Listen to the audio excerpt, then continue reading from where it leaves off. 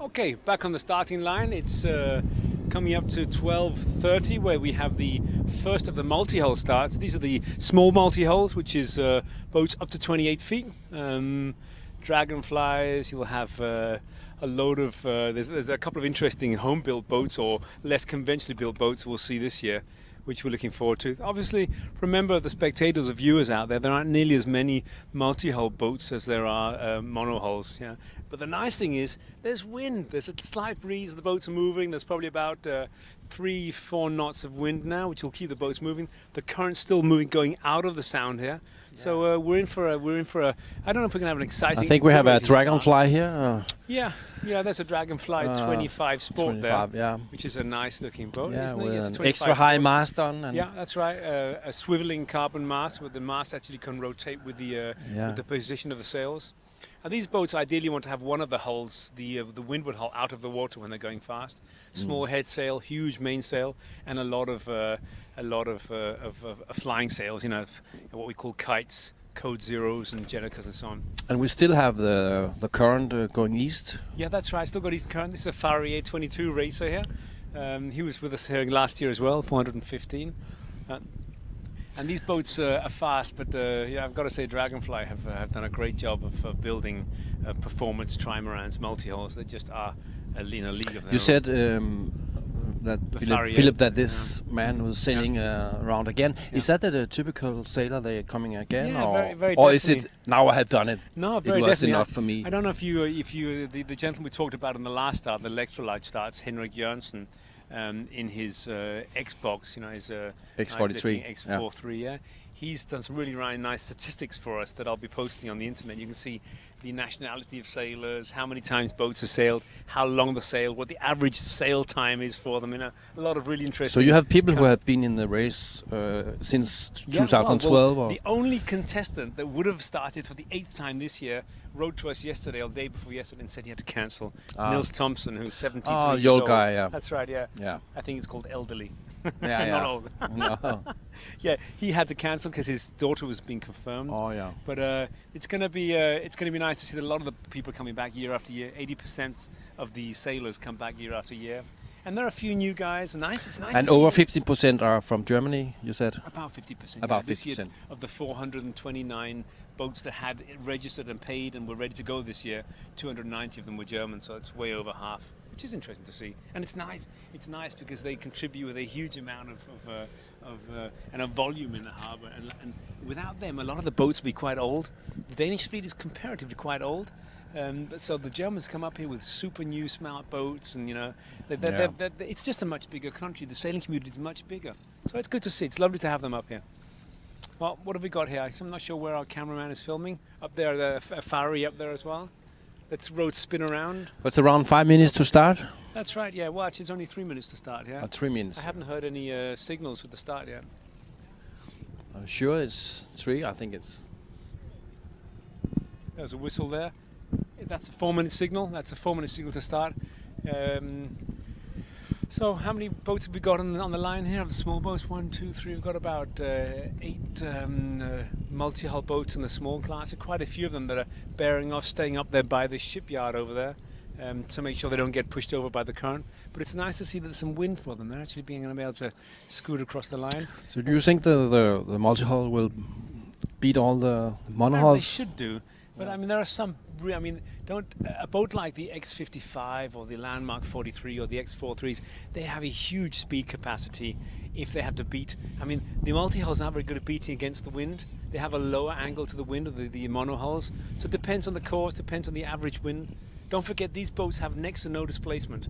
There's hardly any of the boat below the water, so to speak. So they're much lighter and they are faster. But they need a little bit of slack on their sails towards. Yeah, that's right. And they probably have to, get up to the wind in North of Fyn. That's right, before they can really take off. But on the other hand, the relative speed between their hull speed and the monohulls is just huge. These guys, as soon as they get a bit of slack, they can go 15 knots, whereas the monohulls have a really hard time today. Even the big boats doing more than 8 or 10 knots. And the small boats won't be doing more than a couple of knots in this weather here. So. Fleming, can you just film our jury guy boats here? Yeah, just filming the jury boats. These are the loyal volunteers, And our jury boats to make sure that any boats will have their engine started as they cross the line will be disqualified. I believe that there has protest had been laid against some dealer sailors. Yes, well, I'm not sure who they are. I prefer not to talk about it. I was just phoned up a few minutes ago to be told that there were boats that had snuck along the inner side of the buoys. Yeah. So obviously the rule it says that any boat within the starting zone 4 minutes before its engine started will be disqualified. So some of them have interpreted it that they can go right up to shore and sneak along land, then they're not in the extension of the lines, which obviously is a misinterpretation of the rules. So what have we got? I mean, there's not a lot of wind. The boat's just cruising around nice and slowly. 2 minutes to start. Just nice and slowly ready. And we are close to the Delfin you got here in Svendborg. Yeah, Della the Dolphin, which has become our greatest tourist attraction after Silverrudder, of course. No, we've got a dolphin which has been hanging out here since last autumn. Yeah, we saw it in the morning. Yeah. It just lives here, and then, I mean, hundreds of people come down on a daily basis. But the problem was that some motorboats was hunting it. Well, I don't know if they were hunting. What they were doing, they weren't trying to harass it intentionally. They were just curious, and they got a bit close. And everybody wants to see Dilla the dolphin. Everybody wants to be a part of our local dolphin safari. And one local entrepreneurial diving shop guy or sub shop guy, he decided to do dolphin safari trips and took people out to watch the you have whale safaris in California. We have dolphin safaris in Svendborg. I can hear the whistle. That must be 1 minute to start. That's 1 minute for the start. Perhaps we should go to see the start. Get to the starting line. So we're just going to turn down towards the starting line there, Fleming, and go down and get the boats gathered. You'll see that most of the boats will start down to leeward, closest to the line. I'd probably say that there's as much wind up here as there is down there, and you can cut off a few hundred meters by starting up here. But the boats seem to want to start down by the tower and the starting line. I think there's a little boat having a very nice start there. Yeah, that's right. There's a little Farrier 22 racer. Yeah. That's right. It looks like he's going to get a really nice start. But look at the other one, the Dragonfly. Yeah. Can you see the Dragonfly, the small one behind there? He's going on very nicely. He's accelerating really fast and just overtook the Farrier 2024. And John, just in front of us, we got this Dragonfly. There's another Dragonfly. This is a Dragonfly 25 let's follow Sport. The boat. Yeah. Let's go. So we just follow the boats down the line. That was the start that just went there. That was the start for the small multi-hulls. And just one boat has decided to start up here to windward. Oh, he has a lot of sails on. Oh, he hasn't quite discovered the bottom of his code, hasn't quite unfurled. But there you go. There he goes. Yeah. Yeah, we'll make sure we don't... I think maybe we should go down that way. That way. To make sure we don't cover his sails. There we go, let them flee. We just want to make sure we don't harass them by taking the wind. Yeah. Yeah. Excellent. Yeah. So that boat will probably be doing about 5 knots, even in these very, very light airs. Moving nicely down towards the sound. Still got current going with him. I think the boat's probably further down the line, benefiting from more wind. Can you see them accelerating? But and a better angle to the wind. Better angle, but don't forget that this guy's going to be sailing 100 meters shorter. So as soon as he gets free of the point there, he's going to run free. But there's definitely less wind here. Somewhere in between that would probably have been perfect for the start. But compared to 10 o'clock, it's much more wind. Much more wind down the bottom there. Yeah, compared to 10 o'clock starts. Yeah, this is great. This looks like sailing and not just drifting.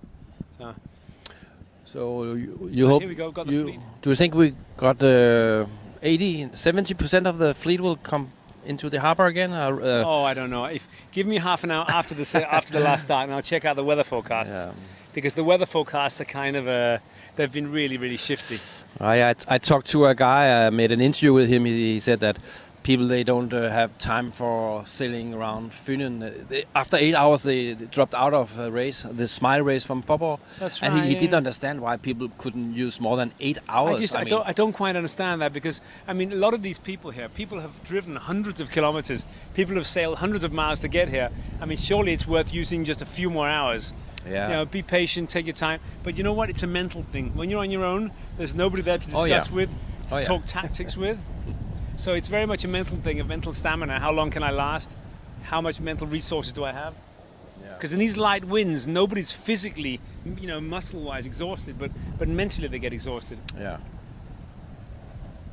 Oh, this is really nice to be able to watch the fleet of the trimarans here. Yeah. The small boats, really nice. It's an old Dragonfly 800, I think. Yeah, the one at the one at the front there. That's right. Yeah. Which doesn't have the folding pontoons, I believe. The old 800, but the Far 22 Racer at the front, which is just coming just coming to the front of the fleet there. It's going nicely. It's got its hull out of the water, going nice and fast compared to the rest of the fleet.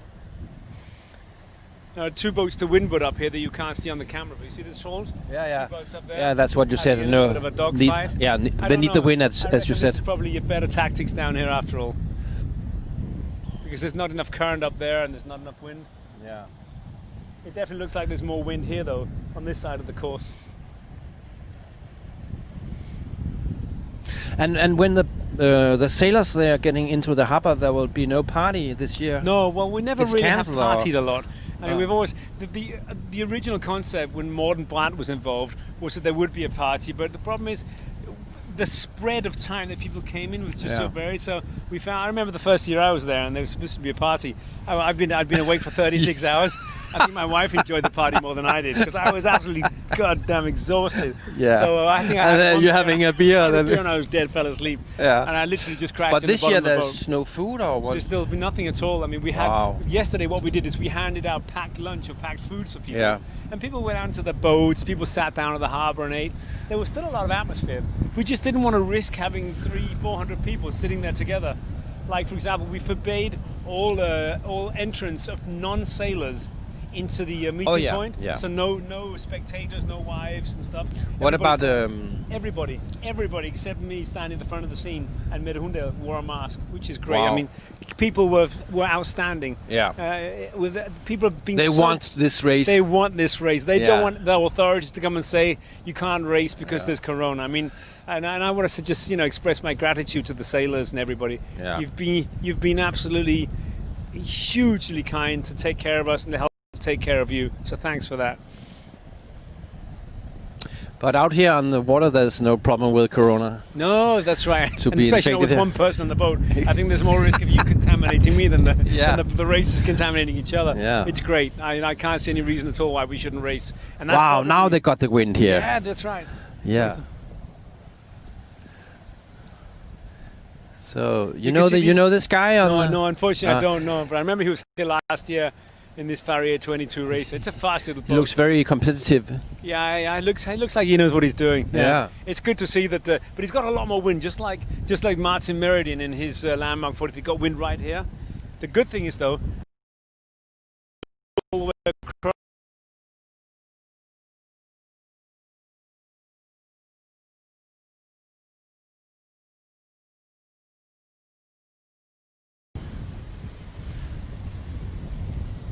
No, it isn't. It's the blue. It's the big Hansa. Wow. It's the big Hansa 48 that's gone aground. And I know that particular shoal there. Shoal. It's very, very difficult to come off the ground because there's no water at all towards land in the direction of the wind. Okay. And a boat of that size, you just can't push off. No. I mean, he has no means at all of coming free. And no engine is allowed. No engine allowed. He's not allowed to be towed. And if he sets his sail, he's just a bit pushed further onto the ground. So. I mean, you compared to single hull. I mean, if you just trim a little bit, you can sail 3 knots more. That's right. And there's a huge difference between going with the wind, or rather, just keeping up, and then the acceleration.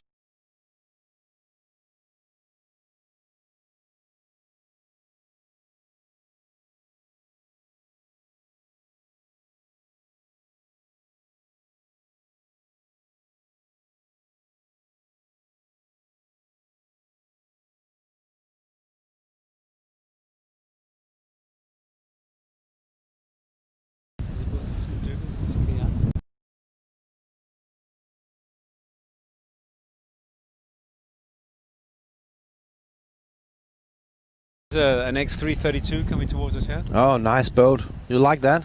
Yeah, I like it a lot. I'm in the market for one of these. So if anybody's thinking about selling one of these, I'm up for it. Yeah. It's my friend Nilsson, his wife Britt, and his parents. They've sailed all their lives as well. They have a little Alban Express, the elderly people there. It's nice. And what's the type of the boat called? This 22? A Farrier 22 racer. It's a French-built boat. Are we filming? Yeah, the cameraman's filming that at the moment. He's got a lot of momentum. He's got a lot of speed compared to the boats behind him. Can you see he's got a little bit more slack on his code 0 than the other boat? And note that he's also kept his jib up. He hasn't taken down his head sail. So he's using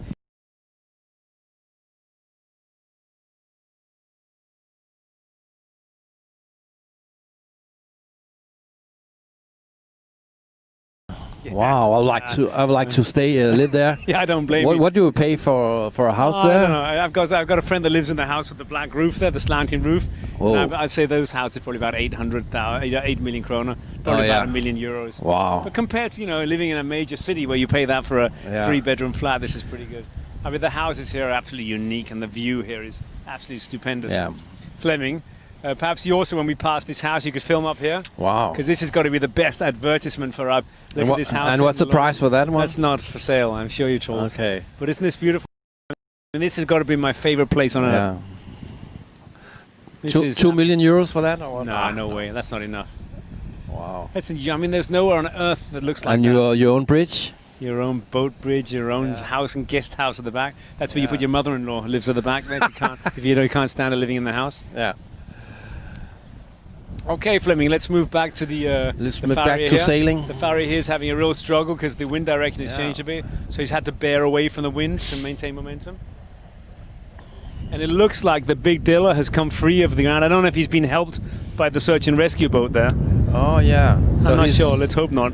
Yeah. If he has, then he has to send in a report saying that he's used his engine. It's nice to see the way this little farrier here, he's managed to maintain speed, and it's the fact that he's got so much boat speed, he's using the boat to create his own wind angle. Yeah, yeah.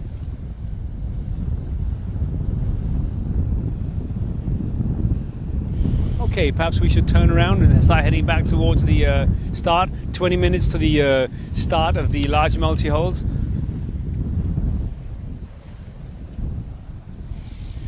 It seems that all the boats are